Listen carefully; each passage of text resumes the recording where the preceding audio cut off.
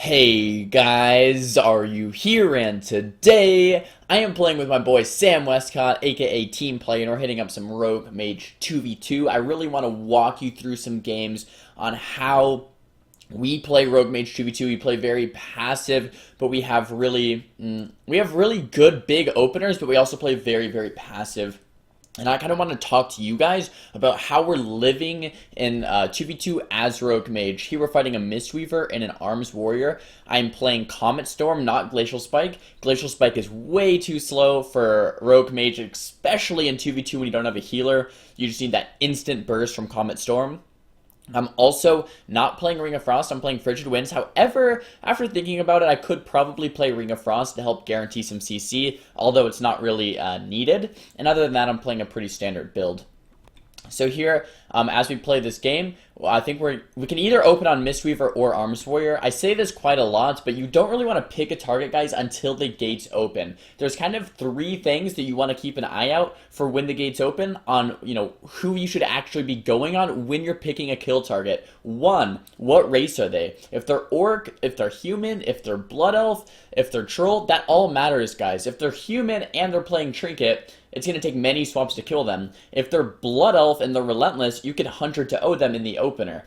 So their race definitely matters. The Trinket type matters, right? If they're Trinket, if they're Relentless, if they're Adaptation, the Trinket type definitely matters. And then they're just a general positioning and whether if they have Earth Shield, just kind of the situation within the game. So the race, Trinket type, and the general position within the game.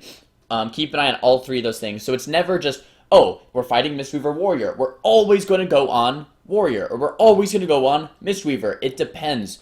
So in this game, it's an Orc Monk and a Blood Elf Warrior. In this game, it makes the Warrior a slightly better kill target than the Monk. If it switched and it was an Orc Warrior and a Blood Elf Monk, we might be focusing on the Monk more. But we can go either one in this game. It's just something to consider, because monks are still really good kill targets if they're an orc, but it's just something you want to keep in mind, I guess. So we sap the monk and we're pushing in to kind of make a big opener on him, and the warrior is sitting in the room. So I'm kind of just getting ready for a big opener onto the monk, and we blind the warrior. For whatever reason, it's actually a bug. So I was just in Invis. Let me actually go back. I was just in Invis with the monk targeted. And whenever, it's been a bug since like Kata, I think. And I just want to point this out so if it happens to you guys, you're not confused. If you're opening on someone and you come out of stealth, I might be with tricks or with icy veins, I'm not sure, but I icy veins and my target dropped. I didn't press escape or anything, but my target dropped. This is a bug in the game. It's been in the game forever. If you guys know of a fix, let me know in the comments down below. It's been happening to me since like Kata or something, but which means you just have to retarget. So our opener was a little bit slower than it should have been. But I get that Icy Veins Ebon Bolt off. I'm not orbing here, I don't think, because Monk just ports right to the room. So I used my Icy Veins and my Ebon Bolt. We got the Monk's Trinket. So from this point in the game, we can either completely run and just reset, and a minute later or 30 seconds later, whatever, kill him with an orb because he's not going to have Trinket available to get out of those stuns.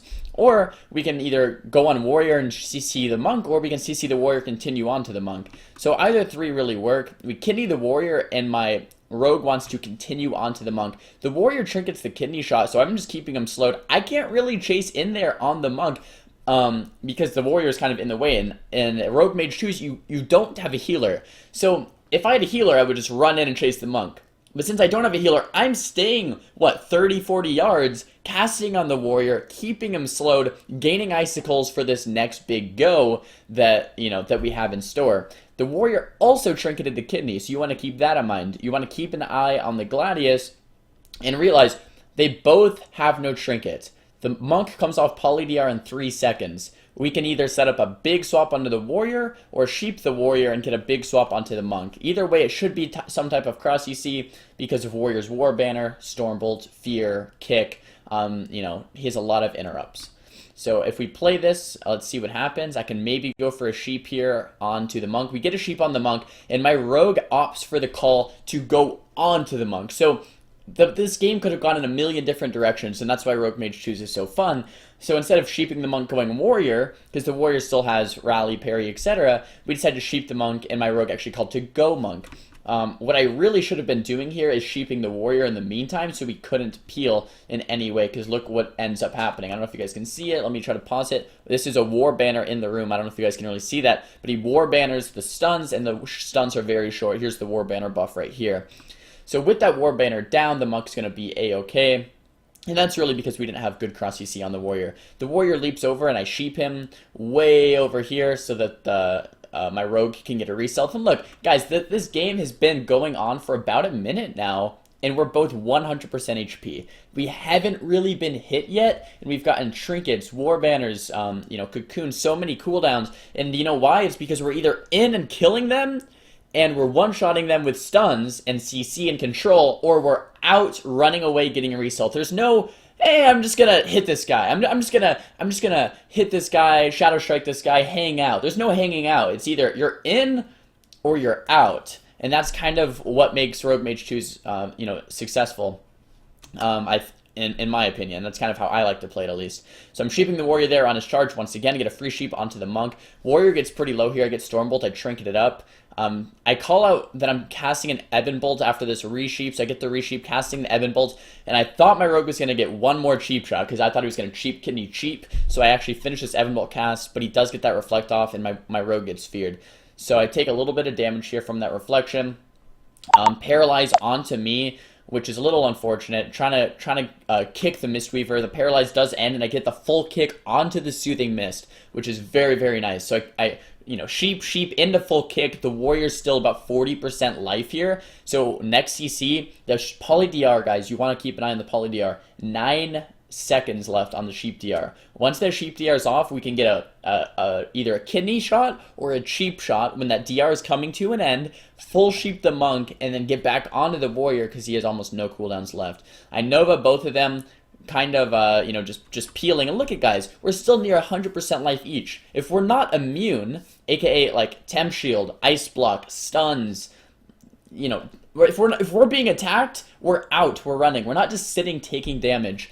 The monk's channeling Soothing Mist, still channeling Soothing Mist. Warrior pops parry, aka retail, and the full kidney comes out near the end of that sheep DR. Now look, there's 1.9 seconds left on that kidney shot. The warrior's in a cheap shot. This is just beautiful, and the sheep DR is off, so I can go ahead and land that full sheep on the Mistweaver, land that full sheep, and I can't use Comet Storm or Ice Nova because it's going to break the monk out of CC because they're close in proximity, and I don't have Orb available, I don't have Ebon Bolt available. However, we got that full sheep and the warrior's low HP, so a couple of Frost Bolts and rogue damage should finish him off. And there it is.